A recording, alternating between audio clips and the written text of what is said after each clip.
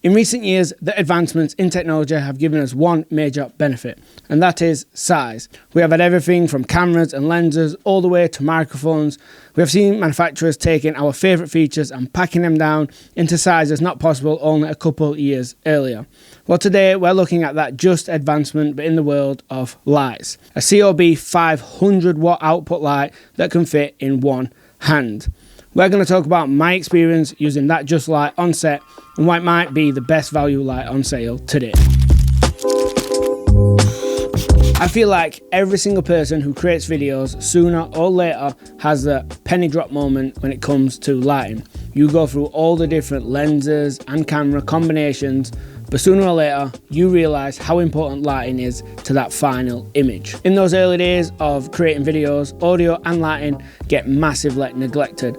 I believe those two factors alone represent 60, if not 70% of your final outcome on your project. And that leads us onto the second mistake I see a lot of people make, and I personally made myself, and that is thinking brighter lights are better. You'd be so surprised at the output you actually need to make amazing looking images. Modern day cameras are just so sensitive to light, but I'm going to dig into that much more in just a moment. Right now, I want to tell you about the light that I've been testing over the last couple of weeks, and that is the Zhiyun G300. I'm going to tell you all about my experience with the light and show you what it can actually do. Into housekeeping, Zhiyun did send me this light and asked me to review it, but they do not get any input in creating this video. They did not pay me any money, and they do not get to see it until everybody else does. I will also be putting my negatives in this video as well as my positives. The first thing that hit me about this light right off the bat was its design. I think ever since Aperture released their first COB light, that was the 120D and the 120T, everyone has kind of just copied that form factor and kind of built on top of it, adding different features and different values. But they have totally ripped up the rulebook and started from scratch. I think how small they have made this light has just allowed them to be super creative with the way it looks and feels. And personally, from my initial reaction, I think it is the best design filmmaking light I've ever seen. For its price point, the materials are pretty good. The majority is plastic, but there is some rubber bits where you want to grip it and hold it. Over the fans, there is these metal bars that feel really well made, and you have this kind of bright red fan behind it. As I just mentioned, this thing is designed so well. Let's talk specs. This thing is 300 watts out the box, but comes with a boost mode that takes up to 500 watt output. For the nerds out there who like numbers, like myself, let me just read some of these off the spec sheet in front of me. It is a CRI 95 plus, it is a TLCI 97 plus, and it is also CQS 94 plus. In simple terms, this thing is really colour accurate. This thing is also really bright. The numbers for that are over 15,000 lux at 5500 Kelvin temperature. This light is bi-colour, meaning there's no RGB, but we can go from warm to cool. For anybody who's not seen these type of lights before, we can just move along the Kelvin temperature range, and this is just like you do in camera when setting white balance. We also have a bunch of effects built in, just like you've seen in all the other manufacturers. This pretty much has every single one you'd expect. It does have one extra though that I think is pretty cool, and that is music. You can normally do music on many of these lights, but normally it requires connecting to the Bluetooth app and uploading an MP3 so it can kind of get the beats per minute or just get the loud points in the track. What this light allows you to do though is just go into the menu, go across through the effects and select music. I believe there must be a built-in microphone inside the ballast, and if there's a song playing, the light will just try and keep in with the song, and it does a pretty damn good job. Speaking of a Bluetooth app, this light does have one, and it's really good. I would still say that Aperture is the market leader here with the Sidus Link app. They have just built that out so much and it has so many features. But the app that comes along with the G300 is totally fine. Outside of those crazy DMX setups where you would probably run DMX tests, this light does everything you're going to need. So let's get on to usability.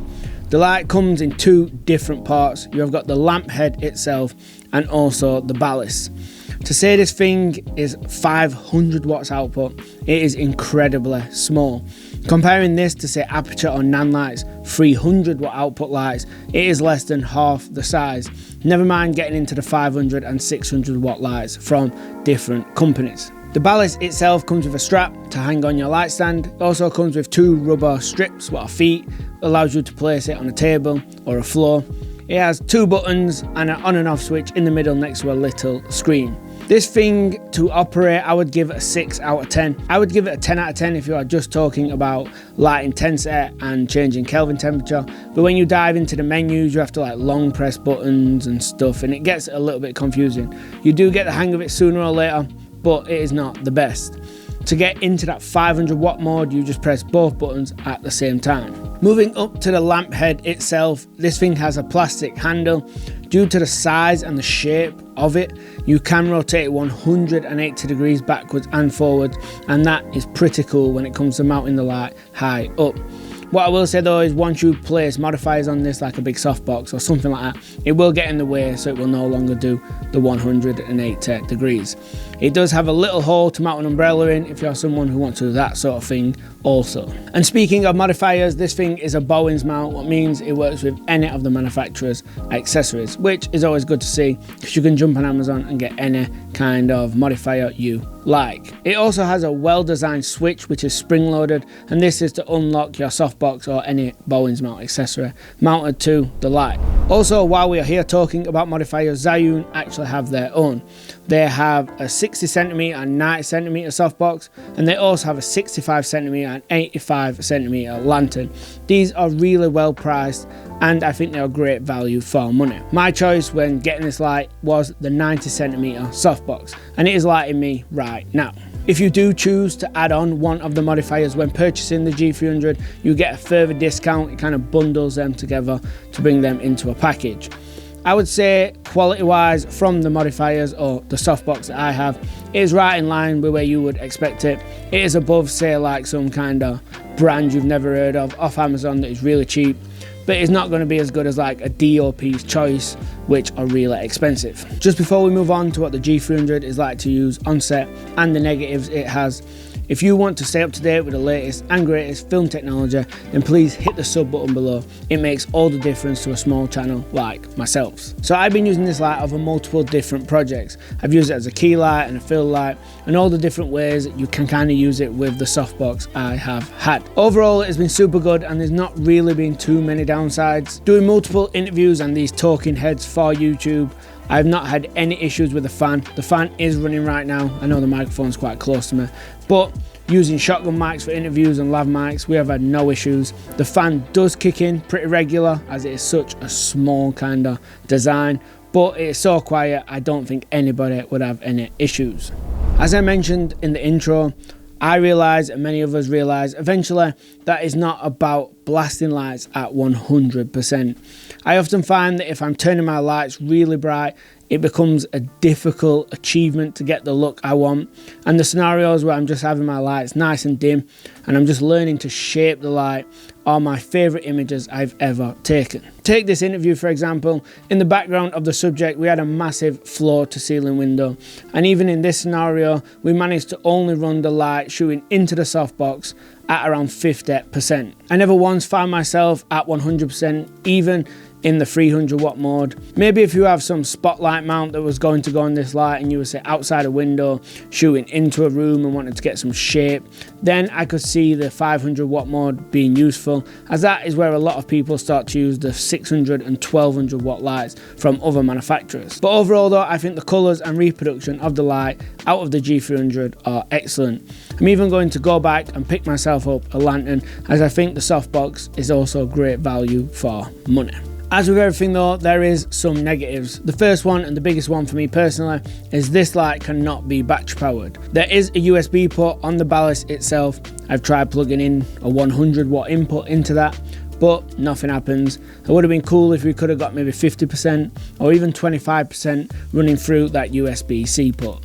I guess if you want a power station with a proper outlet on it, then you can power this light off a battery, but I think they might have missed a trick here, not allowing for maybe a small V mount or some kind of battery power at all. And the last small negative I was not going to add in, but it's just good for people to know, and it is this light gets hot. Well, not this light, but all lights get hot. This is a 500 watt output COB in such a small design. I did run it for like an hour to 2 hours, and then I remember touching it and thinking this thing is quite warm, but I kind of would expect that from any COB on the market. The G300 is definitely going to be the light that I'm recommending moving forward. If you are someone who does not need to go on location and batch power a light, then this light should definitely be something you are considering, especially if you're going to grab a softbox with it and use it for talking heads and interviews. Then this light should be the one for you. It's well made, well priced, and designed amazingly. And if you want to see me using it across all those paid projects, watch this video here.